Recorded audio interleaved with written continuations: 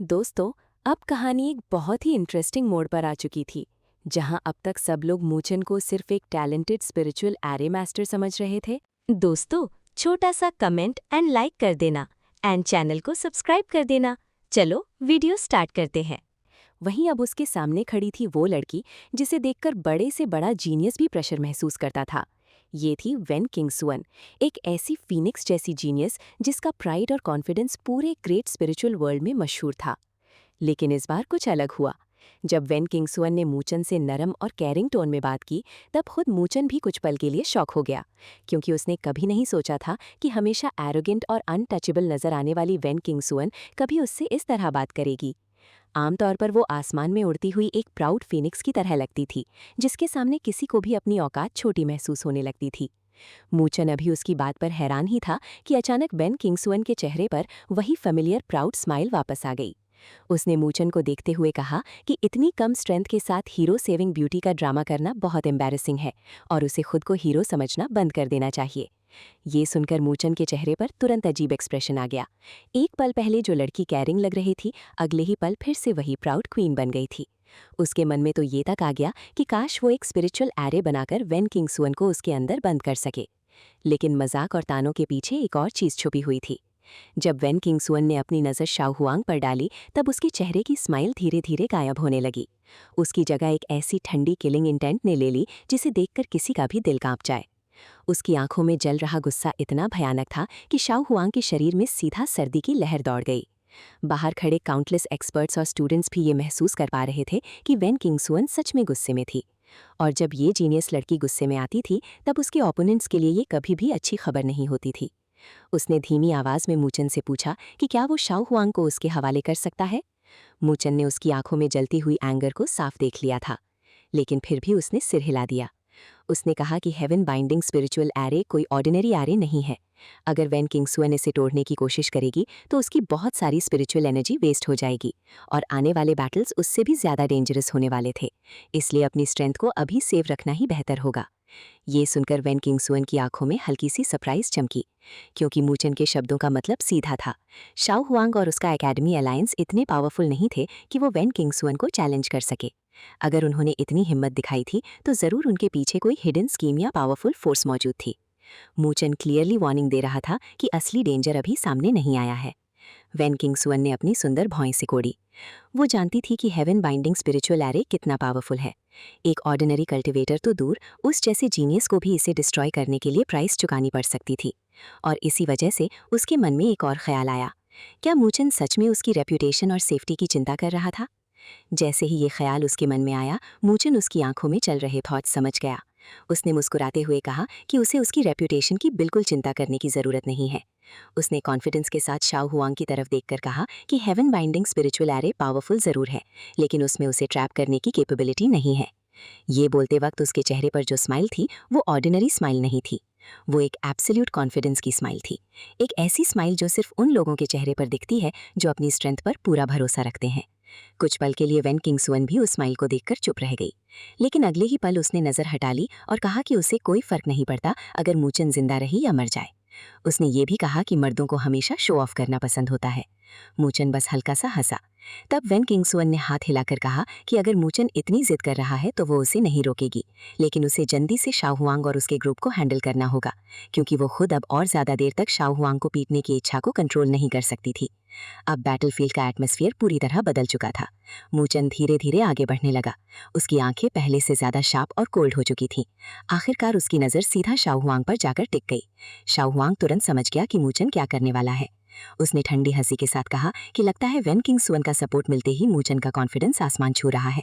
लेकिन मूचन ने बिना गुस्से के मुस्कुराकर जवाब दिया। उसने कहा कि वो सिर्फ उन 20,000 पॉइंट्स को जीतने की कोशिश कर रहा है। ये सुनकर शाओ हुआंग के चेहरे पर गुस्सा उभर आया। उसने गरजते हुए कहा कि मूचन के पास अपनी बात साबित करने की कैपेबिलिटी ही नहीं है। वेन किंगसुअन के टेरिफाइंग एक्सप्रेशन को देखकर शाओ हुआंग के दिल में पहले ही डर पैदा हो चुका था। इसीलिए उसने प्रोवोक करते हुए कहा कि मूचन और वेन किंगसुअन दोनों को साथ मिलकर अटैक करना चाहिए, क्योंकि अकेले हेवन बाइंडिंग स्पिरिचुअल एरे तोड़ना इम्पॉसिबल था। लेकिन मूचन की स्माइल और गहरी हो गई। उसने सीधा जवाब दिया कि अगर शाओ हुआंग डर रहा है तो सीधा मान लेना चाहिए, प्रोवोकेशन का यूज करने की जरूरत नहीं है। और सबसे शॉकिंग बात यह थी कि मूचन ने अनाउंस कर दिया कि हेवन बाइंडिंग स्पिरिचुअल एरे तोड़ने के लिए वो अकेला ही काफी है। पूरे बैटलफील्ड में सन्नाटा छा गया। हर कोई उसकी तरफ देखने लगा, क्योंकि ये सिर्फ कॉन्फिडेंस नहीं था, ये चैलेंज था, सीधा चैलेंज। शाओ हुआंग की आंखों में तुरंत एक्साइटमेंट चमक उठी। उसके हिसाब से अगर मूचन और वेन किंगसुअन साथ अटैक करते तो उसका एरे ज्यादा देर टिक नहीं पाता, लेकिन अगर मूचन अकेला अंदर आता है तो उसके पास उसे ट्रैप करने का मौका था। उसने ठंडी हंसी के साथ कहा कि वो देखना चाहता है कि मूचन अपनी बात कैसे प्रूव करेगा। मूचन ने जवाब में बस हल्का सा हंस दिया। उसे शाओ हुआंग के दिमाग में चल रही सारी प्लानिंग का अंदाजा था, लेकिन उसके चेहरे पर डर का एक भी निशान नहीं था। अगले ही पल उसने अपनी मुट्ठियां कस लीं और तब एक भयानक ट्रांसफॉर्मेशन शुरू हुआ। उसके शरीर से काउंटलेस ब्लैक लाइटनिंग बाहर निकलने लगी। कर कर बिजली की गरज पूरे एरिया में गूंजने लगी। काली लाइटनिंग उसके शरीर के चारों तरफ पागल सांपों की तरह घूमने लगी। हर तरफ डिस्ट्रैक्टिव एनर्जी फैलने लगी। सबकी आंखें फट गईं, क्योंकि मूचन की ऑरा लगातार बढ़ती जा रही थी। धीरे धीरे वो ब्लैक लाइटनिंग एक साथ मर्ज होने लगी और फिर वो कंडेंस होकर लिक्विड लाइटनिंग में बदल गई। काली लिक्विड लाइटनिंग मूचन के शरीर की सतह पर बहने लगी। उस पल मूचन किसी ऑर्डिनरी कल्टिवेटर की तरह नहीं लग रहा था। वो एक लाइटनिंग गॉड की तरह नजर आ रहा था, एक ऐसा वॉरियर जिसके शरीर में हेवन डिस्ट्रॉइंग पावर समा गई हो। उसकी आंखों में डिटर्मिनेशन जल रहा था। उसकी ऑरा बैटलफील्ड को हिला रही थी और सबको समझ आ गया था, अब हेवन बाइंडिंग स्पिरिचुअल एरे और मूचन के बीच असली टक्कर शुरू होने वाली थी। अगले पल जो होने वाला था वो पूरे ग्रेट स्पिरिचुअल एकेडमी कॉम्पिटिशन का सबसे शॉकिंग सीन बन सकता था। बैटलफील्ड का एटमॉस्फेयर अब पूरी तरह से बदल चुका था। मूचन और शाओ हुआंग के बीच चल रही ये फाइट अब सिर्फ स्ट्रेंथ की बैटल नहीं रही थी, ये इंटेलिजेंस, एक्सपीरियंस और स्पिरिचुअल एरे मास्टरी की भी सबसे डेंजरस टक्कर बन चुकी थी। जब मूचन की बॉडी से निकलने वाली टेरिफाइंग ऑरा और ब्लैक लाइटनिंग पूरे हेवन बाइंडिंग स्पिरिचुअल एरे के अंदर फैलने लगी, तब शाओ हुआंग के चेहरे पर पहली बार सीरियस एक्सप्रेशन नजर आया। उसने क्लियरली महसूस कर लिया था कि सामने खड़ा ओपोनेंट कोई ऑर्डिनरी जीनियस नहीं था। इसलिए उसने बिना किसी केयरलेसनेस के तुरंत अपनी हैंड सील्स बदली और हेवन बाइंडिंग स्पिरिचुअल एरे की पूरी पावर एक्टिवेट कर दी। अगले ही पल पूरे एरे के अंदर स्पिरिचुअल एनर्जी पागल समुंदर की तरह गरजने लगी। हर डायरेक्शन से काउंटलेस स्पिरिचुअल एनर्जी एक साथ जमा होने लगी। फिर सबके सामने एक शॉकिंग सीन दिखाई दिया। अरे के अंदर से जायंट एनर्जी स्नेक्स दोबारा अपीयर हो गए। ये ऑर्डिनरी स्नेक्स नहीं थे। हर स्नेक के बॉडी के अंदर टेरिफाइंग स्पिरिचुअल पावर भरपूर थी। उनकी आंखें कोल्ड थीं, उनकी लंबी जीभ हवा को काट रही थी और उनकी नजरें सीधा मूचन पर टिकी हुई थी। लेकिन इतने टेरिफाइंग सीन को देखकर भी मूचन के एक्सप्रेशन में कोई चेंज नहीं आया। उसने सिर्फ अपना सर उठाया, फिर अपने पैर फैलाए और अगले ही सेकंड जमीन पर एक भयानक स्टॉम्प मारा। बूम! जैसे ही उसका पैर ग्राउंड से टकराया, पूरी माउंटेन रेंज हिल गई। उसके पैर के नीचे से स्पाइडर वेब जैसी क्रैक्स हर डायरेक्शन में फैल गई। ऐसा लग रहा था जैसे पूरा माउंटेन उसकी स्ट्रेंथ को बर्दाश्त नहीं कर पा रहा हो। अगले ही पल एक और एक्सप्लोजन हुआ। धम! मूचन का बॉडी लाइटनिंग की स्पीड से आगे शूट कर गया। उसकी ब्लैक लाइटनिंग और ज्यादा वायलेंट हो गई। ब्लैक और व्हाइट फ्यूजन स्पिरिचुअल एनर्जी उसके बॉडी के अंदर फ्लड की तरह दौड़ने लगी। अब वो अपनी पूरी पावर रिलीज कर चुका था। स्पिरिट एनर्जी डिजास्टर को सक्सेसफुली क्रॉस करने के बाद उसकी कल्टिवेशन पहले से कई गुना बढ़ चुकी थी। उसके spiritual energy reserves terrifying level तक पहुंच गए थे और उसका फिजिकल बॉडी भी अब ऑर्डिनरी कल्टिवेटर्स से बहुत आगे निकल चुका था। अगर सिर्फ रॉ कॉम्बैट पावर की बात की जाए तो इस वक्त मूचन की strength spirit disaster first level experts के इक्वल थी। यही वजह थी कि बैटलफील्ड में मौजूद हर एक्सपर्ट उसकी ऑरा महसूस करके शॉक हो रहा था। लेकिन सबसे सरप्राइजिंग बात यह थी कि मूचन डायरेक्टली शाओ हुआंग पर अटैक करने नहीं गया। इसके बजाय वो हेवन बाइंडिंग स्पिरिचुअल एरे के एक स्पेसिफिक एरिया की तरफ दौड़ने लगा। उसकी मूवमेंट बहुत प्रिसाइज थी, जैसे उसने पहले से ही टारगेट लॉक कर रखा हो। क्योंकि एक स्पिरिचुअल एरे मास्टर होने के नाते मूचन एक बेसिक रूल बहुत अच्छी तरह समझता था। किसी स्पिरिचुअल एरे को ब्रूट फोर्स से डिस्ट्रॉय करना सबसे स्टूपिड डिसीजन होता है। अगर किसी एरे को एफिशिएंटली तोड़ना है तो उसका कोर या सेंट्रल एरिया डिस्ट्रॉय करना पड़ता है, और इस वक्त मूचन वही करने जा रहा था। जैसे ही शाओ हुआंग ने उसकी डायरेक्शन देखी, उसका एक्सप्रेशन तुरंत बदल गया। लेकिन अगले ही सेकंड उसने कोल्ड स्माइल के साथ मॉक करते हुए कहा कि अगर मूचन उसके हेवन बाइंडिंग स्पिरिचुअल एरे का कोर ढूंढने का सपना देख रहा है तो वो सिर्फ फैंटेसी देख रहा है। उसने तुरंत अपनी स्लीव्स वेव की। अगले ही पल डजन्स ऑफ एनर्जी स्नेक्स हवा में शूट कर गए। हर स्नेक मूचन को रोकने के लिए उसकी तरफ अटैक करने लगा। Bang bang bang! Black lightning और जायंट स्नेक्स के बीच वायलेंट क्लैशेस होने लगे। हर कोलिजन के साथ डेफनिंग एक्सप्लोजन्स गूंजने लगे। एक के बाद एक जायंट स्नेक्स डिस्ट्रॉय हो रहे थे। लेकिन शॉकिंग बात यह थी कि डिस्ट्रॉय होने के तुरंत बाद वो स्पिरिचुअल एनर्जी फिर से गैदर होकर नए स्नेक्स क्रिएट कर रही थी। ये ऑलमोस्ट एंडलेस आर्मी थी। चाहे मूचन कितने भी स्नेक्स डिस्ट्रॉय करे, नए स्नेक्स कंटिन्यूअसली अपीयर हो रहे थे। पूरा बैटलफील्ड एक्सप्लोजन से भर गया। शॉकवेव्स हर डायरेक्शन में फैलने लगी। माउंटेन वायलेंटली ट्रेंबल करने लगी। बाहर खड़ी वेन क्विंगसुएन भी ये सब देखकर सीरियस हो गई। उसकी ब्यूटीफुल आईब्राउज धीरे धीरे सिकुड़ गईं, क्योंकि वो समझ गई थी कि शाओ हुआंग अपने अरे की इन्फिनिट स्पिरिचुअल एनर्जी का यूज कर रहा था। इस सिचुएशन में स्टैमिना बैटल मूचेन के लिए बिल्कुल फेवरेबल नहीं थी। अगर ये बैटल इसी तरह कंटिन्यू रही तो इवेंचुअली मूचेन की स्पिरिचुअल एनर्जी एग्जॉस्ट हो सकती थी। लेकिन फिर भी मूचेन लगातार स्नेक्स डिस्ट्रॉय करता रहा और ये देखकर शाओ हुआंग और कॉन्फिडेंट होता गया। उसकी आंखों में मॉकिंग एक्सप्रेशन और गहरा हो गया। उसके हिसाब से मूचेन ऑलरेडी उसके ट्रैप में फंस चुका था। तभी उसने कोल्ड स्माइल के साथ कहा कि अगर मूचेन स्नेक्स डिस्ट्रॉय करने में इतना एंजॉय कर रहा है तो वो उसके लिए और प्रॉब्लम्स क्रिएट करेगा। उसने फिंगर फ्लिक की। अगले ही पल और भी ज्यादा स्पिरिचुअल एनर्जी गैदर होने लगी। डजन्स ऑफ जाइंट स्नेक्स एक साथ क्रिएट हो गए। फिर उनकी जाइंट टेल्स मीटियोर्स की तरह आसमान से नीचे गिरने लगी। धम धम धम। हर attack mountain shaking power carry कर रहा था। लेकिन मूचेन बिल्कुल नहीं रुका। उसने सीधा सामने से पंच मारा। Boom. Terrifying spiritual energy collision हुआ। एक वायलेंट शॉकवेव फैल गई और मूचेन का बॉडी फोर्सफुली पीछे पुश हो गया। उसकी स्पिरिचुअल एनर्जी फ्लक्चुएशंस भी अनस्टेबल होने लगी। ये सीन देखकर बाहर खड़े काउंटलेस स्पेक्टेटर्स टेंस हो गए। सबको लगा कि शायद मूचेन प्रेशर में आ रहा है। लेकिन इसी वक्त शाओ हुआंग की मॉकिंग स्माइल और गहरी हो गई। उसने सोचा कि मूचेन को आसमान और जमीन का डिफरेंस ही नहीं पता। उसके हिसाब से विक्ट्री ऑलमोस्ट उसके हाथ में थी। लेकिन उसे क्या पता था कि जिस मोमेंट का वो इंतजार कर रहा था वही मोमेंट उसकी सबसे बड़ी मिस्टेक बनने वाला था। अचानक मूचेन ने डायरेक्शन बदल दी। वूश। एक ब्लर की तरह वो बैटलफील्ड के वेस्टर्न सेक्शन की तरफ शूट कर गया। उसकी स्पीड इतनी ज्यादा थी कि कई लोग उसकी मूवमेंट प्रॉपर्ली देख भी नहीं पाए। वेस्टर्न सेक्शन में एक ऑर्डिनरी लुकिंग एरिया था जहां स्पिरिचुअल लाइट क्वाइटली शाइन कर रही थी। सरफेस पर कुछ स्पेशल नजर नहीं आ रहा था। लेकिन जैसे ही शाओ हुआंग ने मूचेन की डेस्टिनेशन देखी उसके चेहरे का रंग उड़ गया। उसकी आंखें शॉक से फैल गई क्योंकि वही हेवन बाइंडिंग स्पिरिचुअल अरे का असली कोर था। वही उसके पूरे अरे का हार्ट था। और सबसे टेरिफाइंग बात यह थी कि मूचेन को उसका लोकेशन पहले से पता था। तब शाओ हुआंग को फाइनली समझ आया मूचेन पहले से ही उसके कोर को आइडेंटिफाई कर चुका था।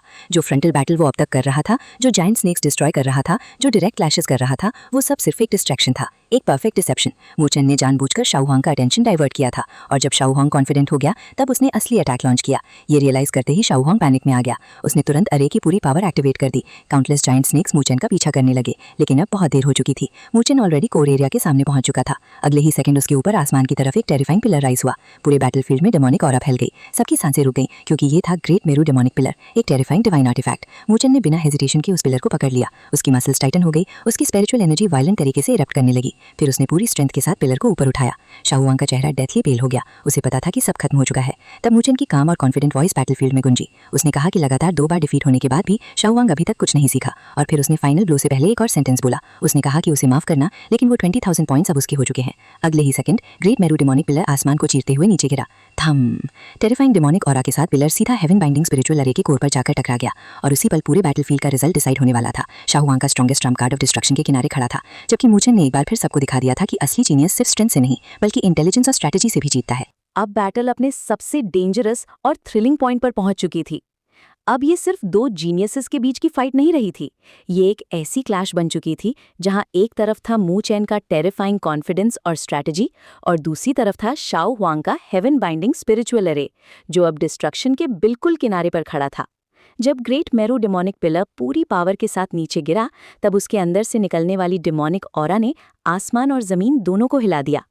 पूरा बैटलफील्ड उस डार्क प्रेशर के नीचे दबने लगा। ऐसा लग रहा था जैसे किसी एंशिएंट डेमोनिक गॉड का वेपन दोबारा डिसेंड कर गया हो। अगले ही second boom, great Meru demonic pillar सीधा स्पिरिचुअल लाइट से चमक रहे अरे कोर पर जाकर टकरा गया। इम्पैक्ट इतना टेरिफाइंग था कि पूरे हेवन बाइंडिंग स्पिरिचुअल अरे के अंदर स्पिरिचुअल एनर्जी का वायलेंट स्टॉर्म फैल गया। काउंटलेस स्पिरिचुअल रिपल्स हर डायरेक्शन में एक्सप्लोड होने लगे। Bang bang bang. एक्सप्लोजन्स की आवाजें लगातार गूंजने लगीं। आसपास की हवा भी प्रेशर बर्दाश्त नहीं कर पाई और कंटिन्यूअसली फटने लगी। हर स्पेक्टेटर को लग रहा था जैसे उनके कानों के अंदर थंडर गरज रहा हो। लेकिन सबसे क्रिटिकल बात ये थी कि हेवन बाइंडिंग स्पिरिचुअल अरे अब अपनी लिमिट तक पहुंच चुका था। अरे डेस्परेटली खुद को बचाने की कोशिश कर रहा था। हर डायरेक्शन से स्पिरिचुअल एनर्जी बाहर निकल रही थी। डिफेंसिव पावर एक्टिवेट हो रही थी। लेकिन शाओ हुआंग ने पहले ही अपनी ज्यादातर पावर मूचेन पर अटैक करने में लगा दी थी। इसी वजह से अरे के पास अब फुल डिफेंसिव स्ट्रेंथ नहीं बची थी। और मूचेन इसी मोमेंट का इंतजार कर रहा था। उसकी आंखों में डेंजरस लाइट चमक उठी। लेकिन उसी वक्त उसने एक और टेरिफाइंग चीज महसूस की। उसके पीछे से एक हॉरिफाइंग अटैक उसकी तरफ लाइटनिंग स्पीड से आ रहा था। शाओ हुआंग पूरी तरह पैनिक कर चुका था। उसने समझ लिया था कि अगर अरे कोर डिस्ट्रॉय हो गया तो सब कुछ खत्म हो जाएगा। इसीलिए उसने बिना किसी हेजिटेशन के अरे की बची हुई सारी पावर मूचेन को रोकने में डाल दी। अब सिचुएशन बहुत डेंजरस हो गई थी।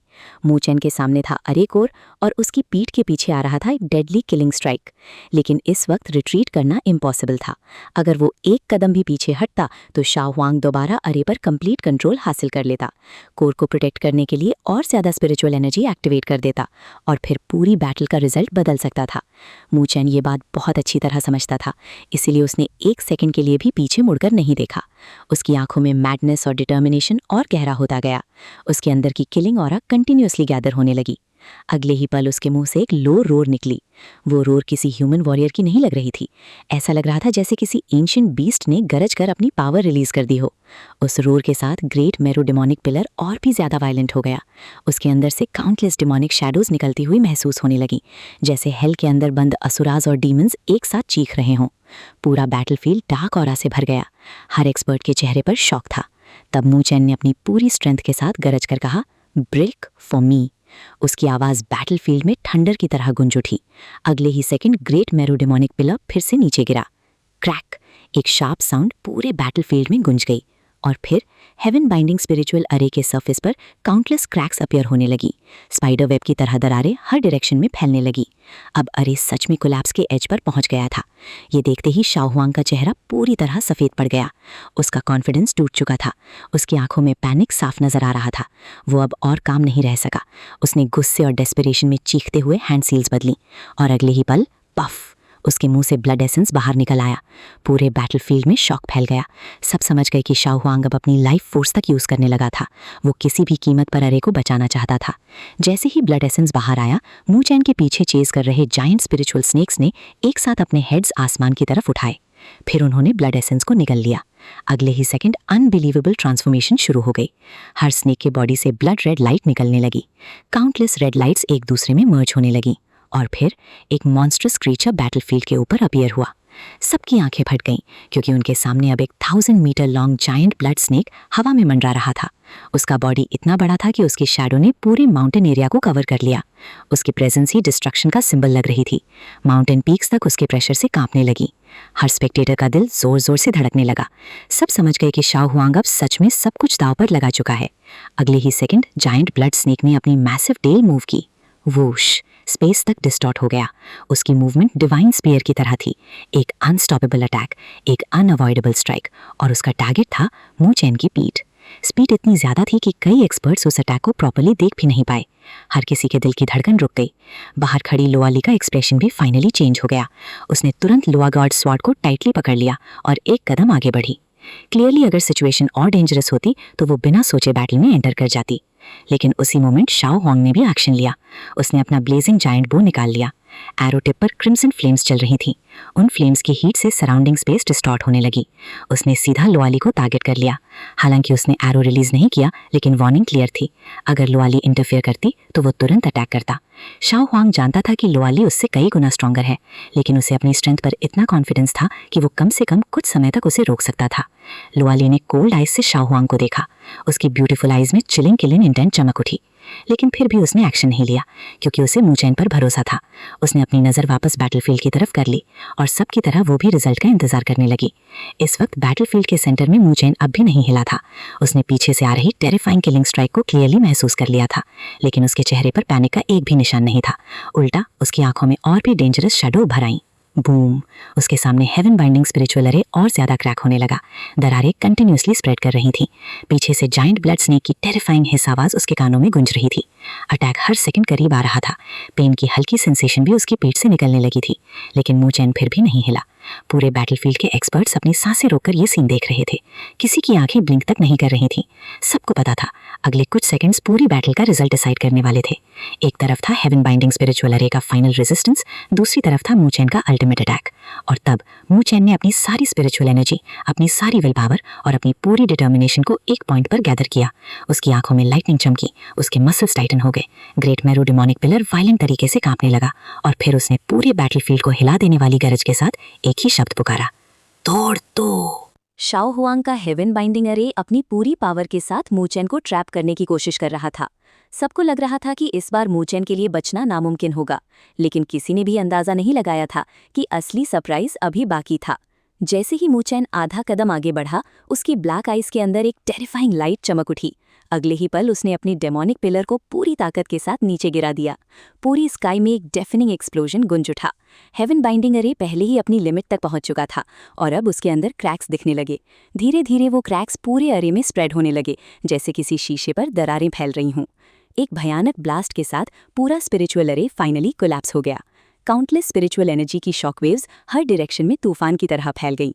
मूचैन का बॉडी भी जोर से हिल गया, लेकिन उसकी एक्सप्रेशन में जरा सा भी चेंज नहीं आया। उसके पीछे से एक शार्प हिसिंग साउंड सुनाई दी और उसके कपड़े भी फट गए। इसी वक्त डिवाइन स्पीयर जैसी जाइंट स्नेक टेल सीधा उसकी बैक पर आकर लगी। सबकी सांसें रुक गईं, लेकिन जो हुआ उसने सबको शॉक कर दिया। जिस अटैक से सब मूचैन के हेविली इंजर्ड होने की उम्मीद कर रहे थे, वो अटैक उसके बॉडी को टच करते ही अपनी सारी पावर खो बैठा। जाइंट स्नेक के अंदर की स्पिरिचुअल एनर्जी तुरंत गायब हो गई और अगले ही सेकंड पूरा स्नेक काउंटलेस लाइट पार्टिकल्स में एक्सप्लोड होकर स्काई में बिखर गया। एक पल पहले जो टेरिफाइंग जाइंट स्नेक मूचैन को डिस्ट्रॉय करने वाला था, अब उसका कोई निशान तक नहीं बचा था। स्काई में चमकते हुए काउंटलेस स्पिरिचुअल लाइट पार्टिकल्स धीरे धीरे नीचे गिर रहे थे और उनके बीच मूचैन शांत खड़ा था। उसका फिगर किसी लेजेंडरी हीरो की तरह लग रहा था। ये सीन देखकर वहां मौजूद सब लोगों ने गहरी सांस ली। उनके शोल्डर्स पर जैसे कोई इनविजिबल प्रेशर था जो अब हट गया था। हर किसी की आइज में एडमिरेशन साफ नजर आ रही थी। आखिर कौन सोच सकता था कि मूचैन अपनी खुद की स्ट्रेंथ से उस स्पिरिचुअल अरे को डिस्ट्रॉय कर देगा जो वेन क्विंगस्वान जैसे टॉप जीनियस के लिए भी हेडेक बन गया था। दूर खड़ा वूलिंग भी ये सब देख रहा था। उसके फेस पर एक हल्की स्माइल उभर आई। उसने मूचैन की तरफ देखा और उसकी आइज में रिस्पेक्ट भर गया। स्पिरिचुअल रोड के दौरान मूचैन को बीच में ही एलिमिनेट कर दिया गया था। उस इंसिडेंट ने उसकी कल्टिवेशन जर्नी को बहुत बड़ा झटका दिया था। 1 साल की प्रेशियस ट्रेनिंग उससे छीन ली गई थी। किसी भी जीनियस के लिए ये बहुत बड़ा लॉस होता। वूलिंग को पहले लगता था कि शायद उस इंसिडेंट ने मूचैन को परमानेंटली डैमेज कर दिया होगा, लेकिन अब सच उसके सामने था। मूचैन पहले से भी ज्यादा डेंजरस बन चुका था। वूलिंग धीरे से मुस्कुराया। उसे महसूस हो रहा था कि ग्रेट स्पिरिचुअल एकेडमी टूर्नामेंट में जल्दी ही एक हिस्टोरिक बैटल देखने को मिलने वाली है। एक तरफ जीशवान था, दूसरी तरफ मूचैन। दोनों के बीच पुरानी ग्रजेस और हेट्रेड मौजूद थी। अगर ये दोनों आमने सामने आए तो पूरा टूर्नामेंट हिला देंगे। लेकिन वूलिंग को एक और बात परेशान कर रही थी। उसे लग रहा था कि आज का मामला इतना सिंपल नहीं है। कुछ लोग अभी भी शैडोज में छुपे हुए थे और वो लोग ही असली खतरा थे। इसी बीच स्काई में खड़ा शाओ हुआंग अपने डिस्ट्रॉयड स्पिरिचुअल अरे को ब्लैंक एक्सप्रेशन के साथ देख रहा था। उसका फेस बिल्कुल पेल हो चुका था। अचानक उसके माउथ से ब्लड बाहर निकला और वो कई स्टेप्स पीछे लड़खड़ा गया। स्पिरिचुअल अरे के डिस्ट्रॉय होने का बैकलैश उसे बुरी तरह इंजर कर चुका था। उसकी बॉडी के अंदर स्पिरिचुअल एनर्जी पूरी तरह केओटिक हो गई थी, लेकिन उसे अपनी इंजरीज की परवाह नहीं थी। उसके माइंड में सिर्फ एक ही सवाल घूम रहा था, ये कैसे मुमकिन हुआ? उसका पावरफुल स्पिरिचुअल अरे first grade spirit disaster level experts को भी किल कर सकता था, फिर मूचैन ने इसे इतनी आसानी से कैसे डिस्ट्रॉय कर दिया? जब शाओ हुआंग डिसबिलीफ में खड़ा था, तब मूचैन उसकी तरफ मुड़ गया। उसके फेस पर हल्की सी स्माइल थी। मूचैन ने शांत आवाज में कहा कि तुम्हारा स्पिरिचुअल अरे उतना पावरफुल नहीं है जितना तुम सोचते हो। ये वर्ड सुनकर शाओ हुआंग की आइज डेंजरस हो गईं। उसकी नज़र किसी वुंडेड वुल्फ की तरह लग रही थी। अब उसके दिल में सिर्फ गुस्सा ही नहीं बल्कि फियर भी पैदा हो चुका था, क्योंकि अब उसे समझ आ गया था कि मूचैन को अंडर एस्टिमेट करना सबसे बड़ी गलती थी। मूचैन ने फिर याद दिलाया कि उनकी बेट के मुताबिक शाओ हुआंग को अपने 20,000 पॉइंट सरेंडर करने होंगे। ये सुनकर शाओ हुआंग का एक्सप्रेशन और भी अगली हो गया। क्लियरली वो अपनी हार एक्सेप्ट करने के मूड में नहीं था। मूचैन ने उसकी रिएक्शन देखकर शोल्डर्स उचा दिए। उसने वेन क्विंगस्वान की तरफ देखते हुए कहा कि अब बाकी का काम तुम संभालो। वेन क्विंगस्वान ने चुपचाप सिर हिला दिया। उसकी ब्यूटीफुल आइज सीधा शाओ हुआंग पर टिक गईं। उसने अपना गोल्डन वॉर स्पीयर मजबूती से पकड़ लिया। उसकी फीनिक्स आइज के अंदर किलिंग इंटेंट की हल्की सी झलक चमक उठी। ये देखते ही शाओ हुआंग का फेस बदल गया। वो इंस्टिंक्टिवली 2 कदम पीछे हट गया। उसकी आइज में अलर्टनेस और फियर साफ नजर आ रहा था। मूचैन ने ये सब देखा और ठंडी आवाज में बोला कि नाटक करना बंद करो। अगर तुम लोगों ने कोई प्लान बनाया है तो उसे सामने लाओ। क्या तुम्हें लगता है हम यहाँ तुम्हारा ड्रामा देखने आए हैं? ये वर्ड सुनकर शाओ हुआंग की प्यूपल सिकुड़ गईं। उसके फेस की एक्टिंग धीरे धीरे गायब होने लगी। अब उसके चेहरे पर एक कोल्ड स्माइल उभर आई। उसने मूचैन को देखते हुए पूछा कि तुम्हें कैसे पता चला? मूचैन ने सीधा जवाब दिया, तुम लोग उतने पावरफुल नहीं हो जितना खुद को समझते हो। तुम में से कोई भी अकेला हमें चैलेंज करने लायक नहीं है। शाओ हुआंग जोर से हंस पड़ा। उसने माना कि मूचैन वाकई स्पिरिचुअल रोड की ब्लड कैलामिटी के टाइटल के लायक है, लेकिन फिर उसकी स्माइल और भी कोल्ड हो गई। उसने कहा कि फिर भी मूचैन बहुत हिम्मत वाला है जो सब कुछ जानने के बाद भी यहाँ आया। मूचैन ने कोई जवाब नहीं दिया। वो बस शांत खड़ा उसे देखता रहा। इसी साइलेंस के बीच शाओ हुआंग ने अपना हाथ उठा दिया। उसकी आवाज़ पूरे एरिया में गूंज उठी। उसने कहा, जेंटलमैन, जब हम एक्सपोज हो ही गए हैं तो अब छुपने का क्या फ़ायदा? ये वर्ड सुनकर आसपास मौजूद सब ग्रुप्स कंफ्यूज हो गए। उन्हें समझ नहीं आ रहा था कि शाओ हुआंग किससे बात कर रहा है। तभी अचानक स्काई के किसी कोने से हल्की सी हंसी सुनाई दी। एक मिस्टीरियस वॉइस गुंजी। उसने कहा कि शुरुआत में लगा था एक्शन लेने का चांस नहीं मिलेगा, लेकिन मूचैन ने सब कुछ और इंटरेस्टिंग बना दिया। अगले ही पल एक माउंटेन पीक से डैज़लिंग स्पिरिचुअल लाइट फूट निकली। सब लोग तुरंत उस डायरेक्शन में देखने लगे। फिर उनकी आंखों के सामने एक के बाद एक फिगर्स अपीयर होने लगे। जैसे ही सबने उन फिगर्स के फेसेस देखे, उनके एक्सप्रेशंस इंस्टेंटली चेंज हो गए। शॉक, डिसबिलीफ और टेंशन, ये सारी फीलिंग्स एक साथ हर किसी के चेहरे पर उभर आईं, क्योंकि अब फाइनली असली एनिमीज सामने आ चुके थे और मूचेन को घेरने वाला सबसे बड़ा स्टॉर्म अब शुरू होने वाला था। बाय बाय दोस्तों।